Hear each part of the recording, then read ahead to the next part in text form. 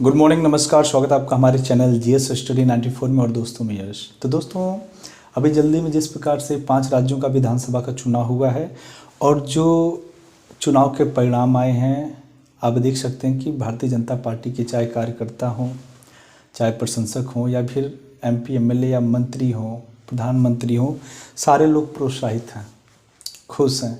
पर वहीं जब आप देखेंगे जो विपक्षी खेमे के लोग हैं, स्पेशली मैं बात करूंगा कांग्रेस का, तो पूरी तरह से हतोत्साहित हैं, निराश हैं, टूट चुके हैं। उसके पीछे कई कारण है। हम कई मुद्दों पर बात करेंगे। आखिर क्या वजह थी कि कांग्रेस हार चुकी? जिन राज्यों में कांग्रेस की सरकार थी या इससे पहले वो बेहतर स्थिति में थी, अब उसका डिग्रेडिंग क्यों होने लगा? आखिर इसके पीछे क्या रीज़न है? और देख सकते हैं कि हिंदी पट्टी के जो 3 राज्य थे उसमें सरकार के गठन का कार्य भारतीय जनता पार्टी के द्वारा चल रहा है। पहले हम देख सकते हैं यहाँ पे, ठीक है, विधानसभा चुनाव 2023। आप यहीं पे देखिए मध्य प्रदेश। ठीक, आपने देखा होगा कि इससे पहले भी भारतीय जनता पार्टी के द्वारा ही वहाँ पे शासन चल रहा था, और कुछ लोग ऐसे भी थे जो काफ़ी आलोचना कर रहे थे कि जिस प्रकार से डबल इंजन सरकार है, वहाँ पर जो गरीब हैं या फिर आदिवासी हैं, उनके अधिकारों को कुचला जा रहा है। उसी समय जब चुनाव के 2-4 महीने पहले ही आया था, एक भारतीय जनता पार्टी के ही पदाधिकारी थे, जिस प्रकार से एक आदिवासी के ऊपर, मतलब आपने स्थिति देखा होगा कि उनके ऊपर पेशाब कर देते हैं। उसके बाद जो मध्य प्रदेश के अंदर जो विपक्ष खेमे के लोग थे या फिर अन्य राज्यों में भी इस मुद्दे को बहुत तूल दिया गया, फिर भी सरकार पीछे नहीं हटी। सरकार जो दोषी था, ठीक, उसको हवालात में डाली। उसके बाद उस व्यक्ति को बुलाकर सम्मानित किया गया। तो ये कहीं ना कहीं चीज़ें जो है ना, लोगों के विचारों को और प्रबल बना देती हैं, बढ़ा देती हैं। और अन्य जो विपक्षी खेमे के लोग हैं, उनकी जो राजनीति होती है ना, उनका दृष्टिकोण ही अलग है। वो संकीर्ण मानसिकता की राजनीति करते हैं, इसलिए उनकी ये स्थिति है। ठीक, यहाँ पे देख सकते हैं कि मध्य प्रदेश में देखें तो विधानसभा की 230 सीटें हैं और बहुमत के लिए चाहिए 116, और बीजेपी ने क्या किया, 163 की बढ़त बना ली, और वहीं कांग्रेस जो है 66 पे ही सिमट गई, और अन्य को 1 सीट मिला था। ठीक है, जो लाडली योजना है मध्य प्रदेश में, इसने बहुत अच्छा काम किया। वहाँ के जो मुख्यमंत्री हैं, उनके द्वारा जो लाडली योजना चलाया गया, उन्होंने कहा कि मैं एनुअल जो है कि 10,000 रुपया दूंगा। उसके बाद ऐसा नहीं है कि उसके प्रलोभन के लिए कांग्रेस ने कुछ नहीं किया। कांग्रेस का हम 12,000 रुपया देंगे। पर याद रखिएगा, जब वो योजना धरातल पर संचालित है, उसके बाद उसको तोड़ना आसान नहीं होता है। और अन्य राज्यों में जिस प्रकार से कांग्रेस के द्वारा शासन चलाया जा रहा है, तो वहाँ से कहीं ना कहीं लोग संपर्क करते हैं। आज मीडिया क्या करता है, ज़मीनी हकीकत दिखा रही है कि इससे पहले जो कांग्रेस ने वादा किया था, उसने निभाया कि नहीं निभाया। उसके बाद भी ये सारी जो कड़ियाँ हैं और भी मजबूत बनाती हैं कि हमें किसको चुनाव में वोट देना चाहिए, किसको नहीं देना चाहिए। और एक चीज़ आपको बता दूँ, अब जनता जान चुकी है। देखिए, विपक्ष खेमे के जितने लोग हैं, जब वो वोट बैंक के चक्कर में कभी कभार भूल जाते हैं कि हम भारत जैसे देश में हैं। मैं मानता हूँ भारत जैसा देश संप्रभु है, ठीक है, किसी विशेष राज्य को यहाँ पे दर्जा नहीं दिया गया है, सारे धर्मों का यहाँ पर सम्मान है। पर इसका मतलब नहीं कि आप किसी के ऊपर व्यक्तिगत लांछन लगाएं या फिर धर्म के ऊपर जिस प्रकार से टिप्पणी की जा रही है अभद्र, जिस प्रकार से लोगों की आस्था के साथ खिलवाड़ किया जा रहा है, चाहे कोई हिंदू हो, चाहे मुसलमान हो, चाहे बीजेपी का हो, चाहे कांग्रेस का, कोई अन्य क्षेत्रीय राजनीतिक दल की पार्टी के लोग हों, इस प्रकार का कटाक्ष यदि किसी की आस्था को धूमिल कर रहा है तो बर्दाश्त नहीं है। और इस बात को जनता जान चुकी है। जातिवाद भी उसी प्रकार से हावी है। कुछ लोग जनगणना करा रहे हैं, ठीक है, कराना चाहिए, जिसकी जितनी संख्या, ठीक है, उसको उतना मिलना चाहिए। पर इसके आधार पर आप जो है सरकार नहीं बना सकते। आपको जो मूलभूत समस्याएं हैं उस क्षेत्र विशेष के, उनको जाकर आपको पहचानना पड़ेगा, देखना पड़ेगा, तब जाकर आप सरकार बनाएंगे, अन्यथा आप इसी प्रकार से एक समय ऐसा आएगा जब आपका जो है जन समुदाय पूरी तरह से खत्म हो जाएगा। ठीक उसी प्रकार से जिस प्रकार से उत्तर प्रदेश के संदर्भ में जब आप देखेंगे बसपा सुप्रीमो मायावती जी का खत्म हो गया, और दिग्विजय सिंह ने बहुत अच्छा यहाँ पे काम किया है। राजस्थान को देख लीजिए, यहाँ मैं आपको बता दूँ एक विरोध होता है, ठीक है, विरोध ठीक है, आपकी पॉलिसी अलग है, आपका विचारधारा अलग है, ठीक है, विरोध सही है, पर जब विरोध का भी अंतर विरोध होने लगता है ना, वो सबसे घातक परिणाम देता है। और जिस प्रकार से आपने देखा होगा पद को लेकर, ठीक, कैबिनेट मंत्री के विस्तार के लिए जिस प्रकार से राजस्थान के अंदर हर 3-4-6 महीने में गर्मा गर्मी हो जाती है, इससे कहीं ना कहीं जो राजस्थान के वोटर्स थे, मतदाता वर्ग था, वो इस चीज़ को जान चुका था कि बंदरबाट की राजनीति चल रही है, ये अपने उद्देश्यों की पूर्ति के लिए सारी चीज़ें कर रहे हैं, जनता जाए भाड़ में। और उन्होंने ये कहा था कि जो गहलोत जी थे, जो कांग्रेस के लोग थे, वो कहें कि भैया इस बार रिवाज बदलेगा, फिर से जो है कांग्रेस आएगी, पर दोस्तों रिवाज पूरी तरह से टूट गया। और भारतीय जनता पार्टी के जो उम्मीदवार थे उनको देखिए कैसे मिला। इसके पीछे कारण था, कांग्रेस के जितने भी इन राज्यों में सबके जो है जो सीएम पद था, वो जो चेहरा था सबके सामने था, पर भारतीय जनता पार्टी ने इस चीज़ को बहुत ही स्मूथली करती है, वो डिसाइड नहीं करती है कि अगला जो है सीएम कौन होगा। इसीलिए सब बेहतर अपना जो 100% वर्क देते हैं कि यदि मैं बेहतर कर पाया, चुनाव प्रचार अच्छा किया, अपना 100% वर्क दिया, तो कहीं न कहीं जो शीर्ष स्तर के नेता लोग हैं, ठीक है, वो कहीं न कहीं उनकी हमारे ऊपर नज़र होगी। यदि हम बेहतर करेंगे तो अवश्य हमें वो स्थान भारतीय जनता पार्टी के लोग देंगे। और एक तरह से आप देख भी सकते हैं, भारतीय जनता पार्टी के जितने भी पदाधिकारी हैं, कार्यकर्ता हैं, MP MLA जो भी लोग जुड़े हैं पदाधिकारी एक दूसरे से, उनमें अनुशासन है, उनकी बातचीत करने का तरीका, संवाद करने का तरीका पूरी तरह से अलग है। ये भी बहुत बड़ा फैक्टर है। ऐसा नहीं कि अपने में ही एक दूसरे के ऊपर दोषारोपण करें, अपना उल्लू सीधा करें, यही चीज़ नहीं है। मैं आपको बता दूं, यदि आपको समझ नहीं आ रहा तो मैं आपको बता दूं, जब इंडिया अलायंस 26 राजनीतिक पार्टियां मिलकर बनाई थी, उन्होंने क्या किया, हमारा उद्देश्य ये है कि मोदी को हटाना। आप यहीं गलत हो गए, मोदी को हटाना ना, मोदी को मत हटाओ। यदि मोदी जी के द्वारा, जो हमारे देश के यशस्वी प्रधानमंत्री मोदी जी हैं, आप उन्हें पनौती कर रहे हैं, व्यक्तिगत लांछन नहीं लगाना चाहिए। बहुत बड़ा पद है प्रधानमंत्री का, वो कहीं भी जाएंगे तमाम तरह के फोटोग्राफर होंगे, मीडिया वाले पहुंचेंगे, कहीं भी कुछ करेंगे फ़ोटो लिया जाएगा, वो भी देश का सम्मान है।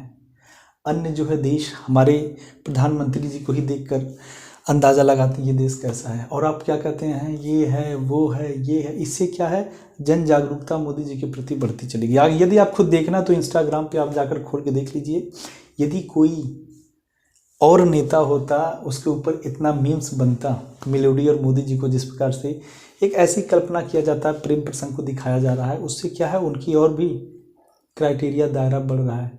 अब तो खुद मीम्स को लेकर मेलोडी ने कहा कि हाँ मेलोडी उसने लिख दिया, उसके बाद आपने देखा होगा कि सेंसेशन हो गया। जो ट्विटर पहले नाम था, अब इस समय वर्तमान में एक्स है, मतलब बूस्ट कर गया।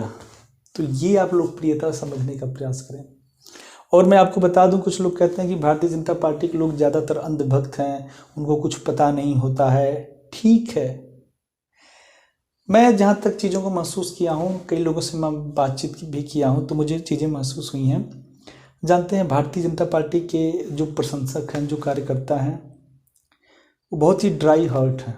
कहने का मतलब ये है, जब एक अबोध बालक होता है, वो बोलने में सक्षम नहीं है, उसे यहाँ तक का ज्ञान नहीं है सुरक्षा क्या होता है, असुरक्षा क्या होता है, सिक्योरिटी एंड सिक्योरिटी क्या, उसको नहीं पता है। पर जब उसके परिवार में जो लोग भी हैं घुले मिले हैं, या स्पेशली मैं बात करता हूँ उसके माँ बाप, उनके मम्मी पापा उस छोटे से बच्चे को कहीं भी लेकर चले जाएं, वो बच्चा उनके साथ चला जाएगा। एक बार भी नहीं पूछेगा कि मम्मी कहाँ जा रही हो, कहाँ नहीं जा रही हो, यदि वो बच्चा बोलने में सक्षम नहीं है। यदि दूसरा कोई व्यक्ति उस बच्चे को लेकर जाएगा तो उसे पता चल जाएगा ये इनसिक्योरिटी है, यहाँ पे सुरक्षा, वो रोने लगेगा, चिल्लाने लगेगा। भले उसे पता ना हो कि चोरी क्या है, किडनैपिंग क्या है, एक्सटॉर्शन क्या है, पर वो इस चीज़ को महसूस करता है। वैसे ही भारतीय जनता पार्टी के प्रशंसक कार्यकर्ता हैं इस चीज़ को बनाने के लिए ना, वो कॉन्फिडेंस, वो समर्पण देना पड़ेगा, तब जाकर चीज़ें संभव हैं। अन्यथा आज मैं वो बता दूं, लोग बहुत ऐसे लोग हैं जो समाजवादी पार्टी, बसपा के, कांग्रेस के कार्यकर्ता हैं या फिर वोटर हैं, पर जब वो मतगणना वहाँ जहाँ पे मतदान होता है वहाँ पर जाते हैं ना, वहाँ पे भी उनका माइंड ब्रॉड हो जाता है, पता चला बीजेपी को वोट चला गया। क्योंकि वो जो समय होता है ना 2 मिनट का, जब वो मतदान स्थल पर जाता है, वो बहुत ही क्रूशियल, बहुत ही निर्णायक होता है। तो देख सकते हैं राजस्थान में 199 विधानसभा सीट है और 100 चाहिए बहुमत के लिए, और बीजेपी 115 ली, ठीक है, बहुमत में आ गई। कांग्रेस को 64 मिला, अदर को 15। यहाँ पर कई फैक्टर काम करता है राजस्थान में। आप देख सकते हैं कन्हैया कुमार का एक व्यक्ति था जो एज ए टेलर का काम करते थे, कपड़े सिलने वगैरह का। तो उस समय आपने देखा होगा कि धार्मिक उन्माद बहुत ज़्यादा फैल रहा था, पूरे देश की मैं बात कर रहा हूँ। हालांकि किसी भी धर्म के द्वारा यदि इस प्रकार के प्रवोक किया जा रहा है, भड़काऊ बयान दिया जा रहा है, गलत है। पर गलत होने का मतलब क्या है कि किसी के साथ लिंचिंग कर देना, जो मॉब लिंचिंग होता है, किसी का गला काट देना उस तरह से बर्बरता से, उसके बाद कलमा पढ़ना, इस चीज़ को हमें नकारना चाहिए। यदि आप ऐसे कृत्यों को समर्थन दे रहे हैं तो कहीं ना कहीं आप अंधे हो चुके हैं। ठीक, आप किसी भी देश के साथ नहीं खड़े हैं, क्योंकि जो उन्मादी हैं, जो कट्टरवादी हैं, उनका कोई धर्म नहीं, कोई देश नहीं। उनकी जो विचारधारा है पूरी तरह से आतंकवादियों की मानसिकता के द्वारा पोषित है। ठीक है, तो यहाँ बहुत अच्छा यहाँ पे वर्क किया। याद रखिएगा, जो धर्म की बातें हैं ना, यदि आप किसी को हतोत्साहित करते हैं, क्रिटिसाइज करते हैं बार बार, ठीक है, तो चीज़ें लोगों को महसूस होने लगती हैं। उसके बाद हम चलते हैं छत्तीसगढ़। छत्तीसगढ़ में बता दूं यहाँ पे क्या गलत हो गया ना, जो महादेव सट्टा ऐप है, महादेव सट्टा ऐप, इसके बारे में आप कई लोग जानते होंगे। एक ऐसा एप्लीकेशन बनाया गया जिसके माध्यम से सट्टा लगाया जाता था और इसने इतना ज़्यादा पैसा कमाया। उसके बाद जब एजेंसियों को संदेह हुआ तो इसकी जांच पड़ताल हुई। इस जांच पड़ताल में पूरी तरह से भूपेश बघेल जो है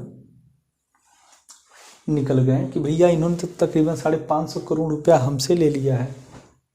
सोचिए, तो पहली बात तो ये जो ऐप है महादेव सट्टा ऐप, इस पे तो तमाम तरह के पहले ही एलिगेशंस लगे थे। उसके बाद आपने इनसे पैसे भी लिए, तो ये कहीं ना कहीं भ्रष्टाचार के रूप में यहाँ नज़र आता है। उसके बाद इसी मुद्दे को लेकर जब चुनाव प्रचार हुआ तब मोदी जी बार बार इस बात को रख रहे थे, पर जो विपक्ष खेमे के लोग थे वो क्या रख रहे थे पता है?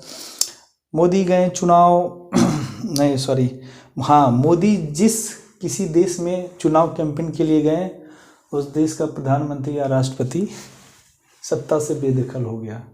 सोचिए, ऐसे ऐसे मीम बनाए जा रहे थे। उसके बाद जब वर्ल्ड कप हो रहा था ऑस्ट्रेलिया और इंडिया के बीच, तो मैं आपको बता दूं पूरा देश हतोत्साहित हो चुका था, निराश हो चुका था। ऐसे में किसी प्रभावशाली व्यक्ति की आवश्यकता थी जो उनके मनोबल को बढ़ाए, प्रोत्साहन दे। और जब जब आवश्यकता होती ऐसे क्षणों के लिए, ऐसे पल के लिए, तब हमारे देश के यशस्वी प्रधानमंत्री मोदी जी कीर्तिमान रच देते हैं और उन्होंने वैसा ही ठीक किया। आपने देखा होगा कि वो जाते हैं एक एक प्लेयर को बुला के उसे कहते हैं कोई बात नहीं, ये खेल है, निराश नहीं होना चाहिए, आपने बहुत अच्छा किया। तो ये सारी चीज़ें कहीं ना कहीं मोदी को अलग कर देती हैं। आप उनका लाख बुराई करें पर वो अपने मार्ग पे आगे बढ़ रहे हैं। बता दें, जो हाथी होती है, ऐसा नहीं कि मैं वीडियो में बस भारतीय जनता पार्टी के लोगों के लिए लेकर चल रहा हूँ, नहीं, मैं आंखें खोल रहा हूँ कि विपक्ष के लोग विपक्ष में क्यों हैं, क्यों सही मुद्दे पर आप लोग बात नहीं करते हैं। ठीक, जितनी भी योजनाएं परियोजनाएं रूलिंग पार्टी के द्वारा संचालित है उनके ऊपर क्यों नहीं आप बात करते हैं? आयुष्मान के ऊपर आप लोग क्यों नहीं बात करते हैं? एलपीजी के ऊपर बात क्यों नहीं करते? पेट्रोल डीजल महंगाई भ्रष्टाचार के ऊपर आप लोग क्यों नहीं बात करते? क्योंकि आपको पता है यहाँ पे मोदी 100% है। आपको पता है पूरी दुनिया आप देख सकते हैं कि युद्ध के अखाड़े में उतर गई है, पर इनका जो है डिप्लोमेसी है, आउटस्टैंडिंग है, माइंड ब्लोइंग है। कोई मतलब उंगली तक नहीं उठा सकता। रूस यूक्रेन के बीच लंबे समय से युद्ध चल रहा है, वहाँ भी देखिए कितने आसानी तरीके से सारे जो देश थे जो यूक्रेन को लेकर समर्थन दे रहे थे, पर रूस जैसे देश का विरोध कर रहे थे कि इनके साथ जितने भी व्यापारिक साझेदारी सब तोड़ दो। पर भारत जैसा देश का भैया वो अलग मामला, पर हम नहीं कर सकते, हमारे लिए बहुत मुश्किल हो जाएगा। और भारत जैसे देश ने जो चाहा वो किया, पूरी दुनिया ने देखा। उसके बाद इजराइल और फ़लस्तीन में जिस प्रकार से युद्ध हुआ, सारे देश एक दूसरे के खेमे में चले गए, पर मोदी नहीं गए। मोदी गए भैया हमारे पास भी दिमाग है, हम अपने दिमाग के हिसाब से चलेंगे। हम देखिए किसी न इजराइल को गलत ठहरा रहे हैं ना फ़लस्तीन को। हमारा दोनों देशों के साथ जो है वही प्रेम है, वही भाव है कि युद्ध किसी भी समस्या का समाधान नहीं है। युद्ध जल्द से जल्द रुकना चाहिए। सोचिए इतना बेहतरीन उनका जवाब। ठीक, तो छत्तीसगढ़ में देख सकते हैं 90 सीटें 46 बहुमत के लिए चाहिए थी, बीजेपी 54 मार ली गई। ठीक, कांग्रेस 15, अदर 1। तो ये बहुत बड़ी बात है। ठीक है, और छत्तीसगढ़ में जानते हैं आपने देखा होगा इससे पहले जो है तमाम तरह के जो है नक्सलवादी गतिविधियां वहाँ पे संचालित हो रही थी, पर जब से हमारे देश के यशस्वी प्रधानमंत्री मोदी जी सत्ता में आई हैं, ये गतिविधियां बहुत ही कम हो गई हैं, ना के बराबर हो गई हैं। मैं अपने उत्तर प्रदेश के संदर्भ में यदि बात करूं, अब कई जगह आप चले जाइए जो मुसहर होते हैं, जिन्हें एसटी शेड्यूल ट्राइब की श्रेणी में रखा गया है, उनकी स्थिति सबसे मुझे लगता है कि मतलब भयावह थी, सबसे दयनीय थी।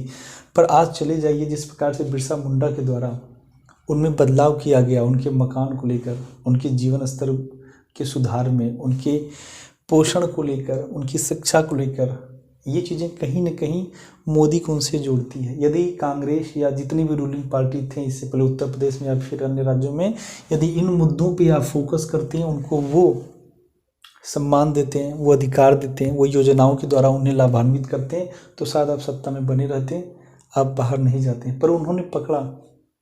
द्रौपदी मुर्मू को लेकर भी उन्होंने प्रचार किया कि ऐसा पहली बार हुआ है कि किसी आदिवासी महिला को हमने राष्ट्रपति बनाया। तो ये चीज़ें भी कहीं ना कहीं पता चलता। तेलंगाना में आप देख सकते हैं के चंद्रशेखर राव जो थे, लंबे समय से तेलंगाना में शासन चला रहे थे। ठीक, एक विचारधारा के द्वारा राजनीति कर रहे थे, बस ये वो ये। पर यहाँ पे आप देख सकते हैं 119 सीट है, 60 बहुमत के लिए चाहिए थी, जिसमें कांग्रेस ने 64 मारा, बीजेपी ने 8 और BRS जो के चंद्रशेखर राव है 39, और जो 8 में आप कह सकते हैं जो ओवैसी जी हैं उनकी राजनीतिक पार्टियों ने जीता है। तो यहाँ पर जानते हैं क्या है, आप जब दक्षिणपंथी राज्यों में जाएंगे, दक्षिण के राज्यों में, तो वहाँ पे कई जगहों पे अभी भी आप देख सकते हैं भारतीय जनता पार्टी का जो है ना प्रभाव बहुत ही कम है। अभी समय लगेगा, ठीक है, वहाँ गढ़ बनाने में। और वहाँ पे देख सकते हैं हमेशा या तो क्षेत्रीय दल वहाँ पे प्रभावी रहती है या तो कांग्रेस के लोग प्रभावी रहते हैं। तो ये चीज़ भी उम्दा है। ठीक है, तो कांग्रेस ने वहाँ बेहतर किया, प्रचार प्रसार किया, ठीक है, अपने घोषणा पत्रों के द्वारा जो है लोगों को लुभाने का कार्य किया, तो यहाँ पे उसने बेहतर किया। ठीक है, और बीजेपी बैकफुट पे थी। इसके कई सारे रीज़न हैं। आज भी बता दें वहाँ पे जो है क्षेत्रीय पार्टियां हैं, अभी तो जल्दी तेलंगाना राज्य का निर्माण हुआ है। ठीक है, आंध्र प्रदेश को काटकर लंबे समय से वहाँ पे विरोध चल रहा था कि नहीं भैया हमारा एक क्षेत्र पूरी तरह से यहाँ पे विकास नहीं हो पा रहा। जिस प्रकार से पहले उत्तराखंड उत्तर प्रदेश एक ही था, पर विकास सही तरीके से ना हो पाने के कारण कहा गया कि भैया 2 प्रतिनिधित्व करता चाहिए, अन्यथा एलिगेशन से बार बार लगेगा कि इधर के क्षेत्रों पे ज़्यादा विकास हो रहा है, इधर के क्षेत्रों पे कम। उसके बाद हम मिजोरम में देखिए, यहाँ की क्षेत्रीय जो राजनीतिक पार्टियां हावी हैं, MNF 10 पाई, JPM 27, अदर 2, कांग्रेस 1। ठीक, तो यहाँ पे भी काफ़ी बेहतर है। तो विधानसभा चुनाव आपने देख लिया होगा। मैं बता दूं यही इसी विधानसभा चुनाव के बाद एक तरह से भारतीय जनता पार्टी के द्वारा जो रास्ता है लोकसभा चुनाव का 2024 का, वो अब आसान हो गया है। और जो इंडिया अलायंस बनाया गया था 26 राजनीतिक पार्टियों का, अब उनकी आंखें खुल गई हैं कि जब आपस में ही बंदरबाट करोगे। हालांकि कुछ शीर्षस्थ जो नेता हैं कांग्रेस के या अन्य राजनीतिक पार्टियों के जो इंडिया अलायंस में थे, उन्होंने ये भी कहा कि अब कहीं न कहीं जो उड़ के बात कर रही थी, जब से हिमाचल प्रदेश और कर्नाटका का चुनाव कांग्रेस ने जीता था राहुल की बदौलत जो भी, ठीक है, उसके बाद ये कहा जा रहा था कि कांग्रेस ने भले ही इस अलायंस पार्टी में अपना संपूर्ण योगदान दिया, पर कहीं न कहीं ये ऊपर से बात कर रही, अब वो भी धरातल पे आके बात करेगी, अब उसे अपनी वास्तविकता पता चल गई है। नहीं तो यही समाजवादी पार्टी के मुखिया अखिलेश यादव जी ने कहा था कि मध्य प्रदेश के अंदर मुझे कुछ सीटें यहाँ पे अलॉट कर दें, पर वो नहीं मानी। उसके बाद वहाँ द्वंद्व मतभेद होने लगा। तो ये सारी चीज़ें लोगों को पता चल रही थी कि क्या स्थिति है। ठीक है, तो आज के लिए इतना ही। नमस्कार, धन्यवाद। यदि वीडियो आपको अच्छा लगे तो आपका जो भी व्यक्तिगत या देश हित में या फिर मेरे लिए किसी प्रकार का कोई भी सुझाव है तो अवश्य करें। आज के लिए इतना ही। नमस्कार।